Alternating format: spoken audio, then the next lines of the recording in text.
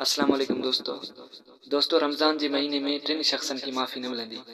घणनि शख़्सनि खे टिन शख़्सनि खे उन्हनि खे रमज़ान जे महीने में माफ़ी न मिलंदी। नबी साईं फरमायो पहिरें नंबर ते मुशरिक खे रमज़ान जे महीने में माफ़ी न मिलंदी। भले ॾींहं जो रोज़ा रखे, राति जो तरावी, सॼी राति मुसले ते बीठो हुजे, सॼी राति क़ुरान मजीद जी तिलावत करे, सॼी राति नफ़िल पढ़े, सॼो ॾींहुं रोज़ा रखे, ख़ैर ख़ैरातूं करे। मुंहिंजे महबूब फरमायो इहा सॼी इबादत मोह में आई वेंदसि। जेको मुशरिक आहे उनखे रमज़ान जे महीने में माफ़ी न मिलंदी। सो मां वटि गुज़ारिश खणी आयो आहियां, महिरबानी कयो पंहिंजो अक़ीदो ठीकु कयो। मुश्किल कुशा कहिड़ा सिर्फ़ु अलाह जी ज़ात आहे। हाजत रवा कहिड़ा सिर्फ़ु अलाह जी ज़ात आहे। नज़र न्याज़ जे लाइ केरु सिर्फ़ु अलाह जी ज़ात। रुकू ऐं सजदे जे लाइ केरु सिर्फ़ु अलाह जी ज़ात। पुटनि ऐं नियाणे ॾियण वारो केरु अलाह जी ज़ात। इज़त ज़िल्लत जो मालिक केरु, मौत हयाती जो मालिक केरु, नफ़े नुक़सान जो मालिक केरु, आलिमुल ग़ैब हर शइ खे ॼाणण वारो, सभिनी खे ॾिसण वारो केरु सिर्फ़ु अलाह जी ज़ात। दाता ॾियण वारो केरु, दस्तगीर ऐं गौस केरु, मुख़्तार कुल केरु सिर्फ़ु अलाह जी ज़ात आहे। मुंहिंजे महबूब फरमायो मन कान आख़िरो कलामी ला इलाहा इल्लल्लाह मुहम्मद रसूलुल्लाह। मुंहिंजे महबूब फरमायो जंहिं मुंहिंजे उम्मती जे ज़बान ते अव्वल में आख़िर में इहे लफ़्ज़ जारी थिया त मुंहिंजो महबूद मतलूब मसजूद मुश्किल कुशा हिकिड़ो अलाह आहे, मोहम्मद मुस्तफ़ा मुंहिंजो रहबर आहे। नबी साईं फरमायो दख़लल जन्नत, मां थो फरमायां इहो बेस्ट आहे। इंशाअल्लाह असां बेस्ट में वेंदासीं, पर ईमान हुजे।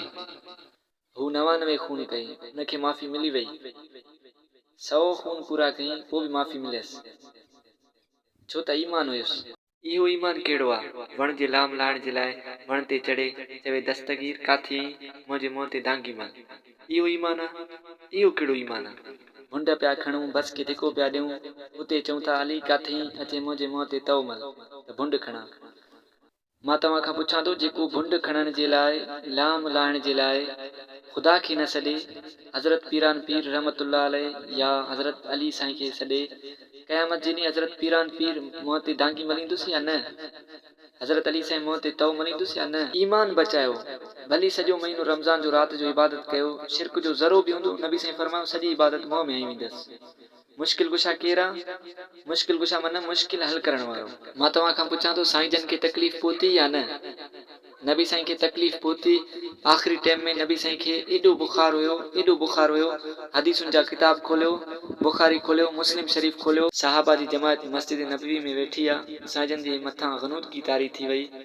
एॾी त तकलीफ़ हुई, थोरो होश आयो, पाण फरमायो पाणी खणी अचो त मां गुसुल कयां। साईं जन जे लाइ पाणी आंदो वियो। नबी साईं गुसुल फरमायो, पाण इरादो कयो त वञा नमाज़ पढ़ायां त वरी ग़नूदगी तारी थी वई।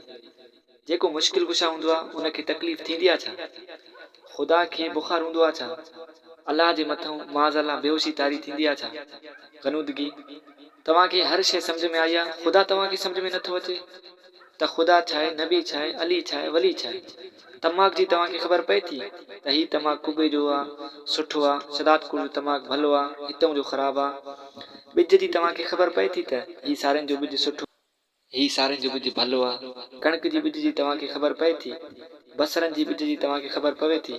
ज़ालमो तव्हांखे ख़ुदा जी ख़बर नथी पवे त ख़ुदा छा आहे, नबी छा आहे, वली छा आहे? सभु चओ ख़ुदा ख़ुदा आहे। हू ख़ालिक आहे, नबी साईं मख़लूक, नबी आबिदा ख़ुदा माबूद, नबी साजिदा ख़ुदा मसजूद, नबी घुरंदड़ ख़ुदा ॾींदड़, नबी मोहताज आहे, रब बेनियाज़ आहे। सभु चओ ख़ुदा ख़ुदा आहे। नबी साईं फरमायो ॿिए नंबर ते माउ पीउ जे नाफ़रमान खे माफ़ी न मिलंदी।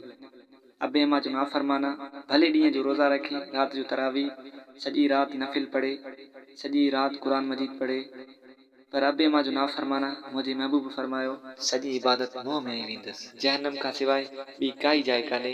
महिरबानी कयो पंहिंजे अबे अम्मा खे परचायो। रिज़ल रबे फी रिज़ल वालिद। नबी साईं फरमायो जंहिंखां अबो अम्मा राज़ी उनखां ख़ुदा बि राज़ी, अबो अम्मा नाराज़ त ख़ुदा बि नाराज़।